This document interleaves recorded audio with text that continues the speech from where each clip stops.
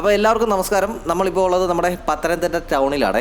നമ്മുടെ പത്തനംതിട്ട അബാൻ മേൽപ്പാലത്തിൻ്റെ പണിയുടെ കാഴ്ചകളൊക്കെ ഒന്ന് കാണാനായിട്ട് ഇറങ്ങിയതാണ്. ഞായറാഴ്ച ആയതുകൊണ്ട് തന്നെ രാവിലെ വന്ന് വീഡിയോ എടുക്കണമെന്നാണ് കരുതിയിരുന്നത്. രാവിലെ തുടങ്ങിയ മഴയാണ്, തോരാത്ത മഴ. ഇപ്പോൾ 3 മണിയായിട്ടുണ്ട്, ഇതുവരെ മഴ തോർന്നിട്ടില്ല. അതുകൊണ്ട് പാലത്തിൻ്റെ പണിയുടെ കുറച്ച് കാഴ്ചകൾ മാത്രമായിരിക്കും നമ്മൾ ഈ ഒരു വീഡിയോയിൽ ഉൾപ്പെടുത്തുക. അപ്പോൾ നമുക്ക് നേരെ പോയി പാലം പണിയുടെ കാഴ്ചകളൊക്കെ ഒന്ന് കണ്ടിട്ട് വരാം.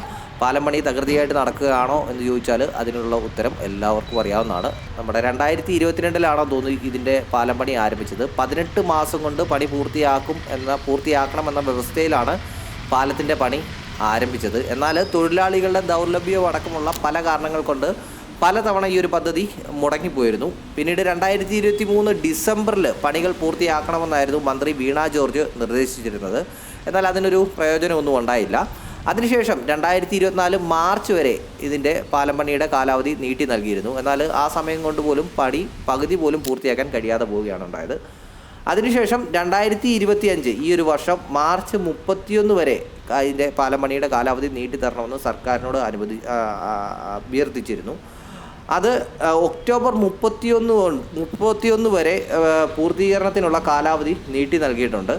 ഈ വർഷം 2025 ഒക്ടോബർ 31 കൊണ്ട് ഈ ഒരു പാലം പണി പൂർത്തിയാകുമോ എന്നുള്ള കാര്യം വളരെ സംശയകരമായിട്ടുള്ള ഒരു കാര്യമാണ്. നിങ്ങൾക്ക് കാണുമ്പോൾ തന്നെ അറിയാം, പകുതിയായിട്ടേ ഉള്ളൂ പാലത്തിൻ്റെ പണികളൊക്കെ. നമ്മുടെ പ്രൈവറ്റ് ബസ് സ്റ്റാൻഡിൻ്റെ അവിടെ മുതൽ മുത്തൂറ്റ് ഹോസ്പിറ്റൽ ജംഗ്ഷൻ വരെയാണ് ഈ ഒരു മേൽപ്പാലം പണിയുന്നത്. ഇപ്പോൾ നമ്മുടെ ബസ് സ്റ്റാൻഡിൻ്റെ ഭാഗത്തെ പണികളൊക്കെയാണ് ഇപ്പം നടന്നുകൊണ്ടിരിക്കുന്നത്. അബാൻ ജംഗ്ഷൻ്റെ അവിടുത്തെ ഭാഗത്തെ പണികളൊന്നും ആരംഭിച്ചിട്ടില്ല. പാലത്തിൻ്റെ തൂണുകളും കാര്യങ്ങളൊക്കെ പണിതിട്ടിരിക്കുന്നതേ ഉള്ളൂ. അങ്ങോട്ടുള്ള പണികളൊക്കെ ആരംഭിക്കാൻ പോകുന്നതേ ഉള്ളൂ. പത്തനംതിട്ട ടൗണിലെ ഗതാഗത കുരുക്ക് ഒഴിവാക്കാൻ വേണ്ടിയാണ് ഈ ഒരു പാലം പണി നടത്തുന്നത്.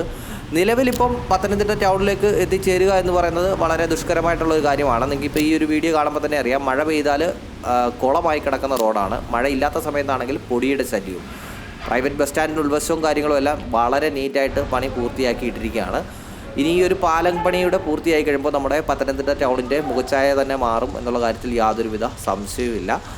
പാലത്തിൻ്റെ ഇരു സൈഡിലുമുള്ള സർവീസ് റോഡിൻ്റെ പണികളും ഇതോടൊപ്പം തന്നെ നടക്കുന്നുണ്ട്. കഴിഞ്ഞ മാസമായിരുന്നു നമ്മുടെ ബസ് സ്റ്റാൻഡിൻ്റെ ആരംഭിക്കുന്ന ഭാഗത്തു നിന്നുള്ള സർവീസ് റോഡിൻ്റെ ഭിത്തിയൊക്കെ ഇടിഞ്ഞു പോയത്. അതിൻ്റെ പണികളൊക്കെ ചെയ്ത് പൂർത്തിയാക്കിയിട്ടുണ്ട്.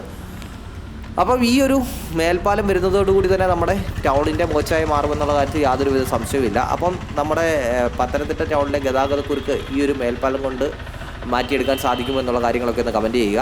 അപ്പോൾ ഈ ഒരു മേൽപ്പാലം പണിയെപ്പറ്റിയുള്ള നിങ്ങളുടെ അഭിപ്രായങ്ങളും കാര്യങ്ങളും ഒക്കെ ഒന്ന് കമൻറ്റ് ചെയ്യുക. വീഡിയോ ഇവിടെ അവസാനിപ്പിക്കുകയാണ്. മറ്റൊരു ദിവസം മറ്റൊരു ചെറിയ വീഡിയോ ആയിട്ട് നമുക്ക് വീണ്ടും കണ്ടുമുട്ടാം.